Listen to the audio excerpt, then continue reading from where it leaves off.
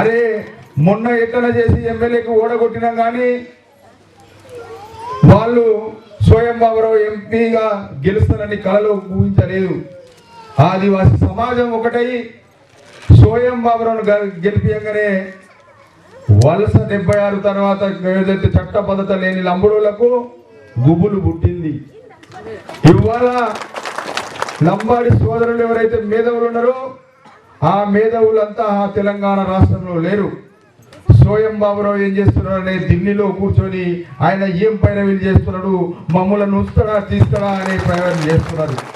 స్వయం బాబురావు దేంట్లో దొరుకుతాడు, దొరికితే వీళ్ళని ఎట్లా లోపలేద్దాం, ఎట్లా చేద్దామని ఆలోచిస్తున్నారు. కాబట్టి మేము కూడా ఎత్తుగడ వేసి ఖచ్చితంగా ఆదివాసీ సోదరులకు నేను ఒకటే చెప్తున్నాను, అన్ని సంఘాలకు కూడా మిగతా అన్ని రాయ్ సెంటర్ సార్మేడీలకు కూడా మీరందరూ కూడా పోయినసారి డిసెంబర్ 9 ఏదైతే ఢిల్లీలో మనం తుడుము కొట్టినామో ఈసారి వచ్చే డిసెంబర్ 9 నాడు మళ్ళీ మనం ఢిల్లీలో తుడుము కొట్టబోతున్నాం. కాబట్టి మీరందరూ మీ మీ పరిధిలో ఉన్న రాయ్ సెంటర్స్ ఏవైతే ఉన్నాయో ఆ రాయ్ సెంటర్లలో మీరు సమావేశాలు పెట్టి ఎవరెవరు ఢిల్లీకి వస్తారో వాళ్ళ లిస్టు తయారు చేయాలని కూడా సార్మేడీలకు నేను విజ్ఞప్తి చేయడం జరుగుతుంది.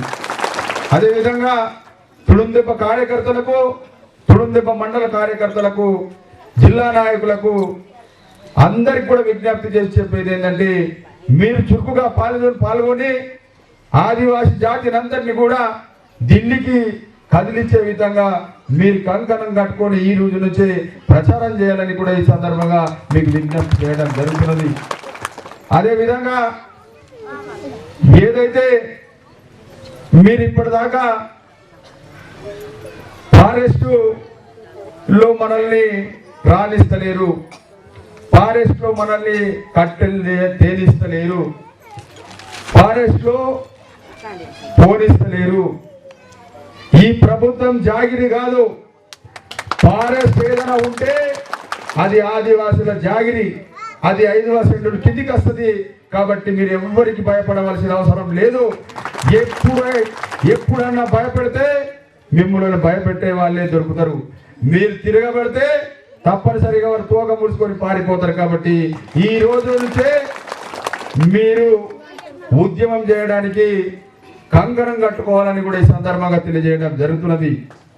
కేసీఆర్ ఏం జాగిరి కాదు ఆదివాసుల్ని అడవి నుంచి దూరం చేయడానికి. మొన్న పార్లమెంట్లో నేను గెలవడం వలన పార్లమెంట్లో మాట్లాడితే ఇవాళ కేసీఆర్ ప్రభుత్వానికి ఇక్కడ ఉన్న ఫారెస్ట్ అధికారులకు అందరికీ నోటీసులు రావడం జరిగింది. ఆ నోటీసులలో ఏమి ఇయ్యాల సమాధానము, ఆ సమాధానం ఇవ్వక వాళ్ళు తికమిక అయి ఆదివాసుల జోలికి రావడం లేదు. ఒకవేళ నేనే ఎంపీగా లేకపోతే ఇప్పటి వరకు ఆదివాసి గూడెలను సగం గూడెలను ఖాళీ చేస్తుండే ఈ ప్రభుత్వం. కాబట్టి మీరు ఎట్టి పరిస్థితుల్లో భయపడదని కూడా చెప్తున్నాను.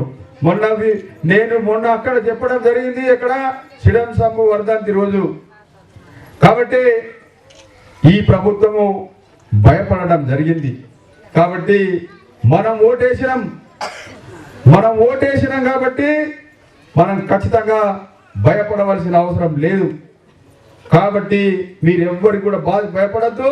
మళ్ళీ నేను ఈ విషయాన్ని ప్రధానమంత్రితోటి ప్రత్యేకంగా కలిసి మా ఆదిలాబాద్ తెలంగాణ ప్రాంతంలో ఆదివాసీలందరినీ కూడా ఫారెస్ట్కు దూరం చేస్తున్నారు, పోనీయకుండా చేస్తున్నారు. కాబట్టి మీరు ఖచ్చితంగా వాళ్లకు ప్రభుత్వానికి చెప్పాలని కూడా మరొకసారి చెప్పడం జరుగుతుందని కూడా సందర్భంగా తెలియజేయడం జరుగుతుంది.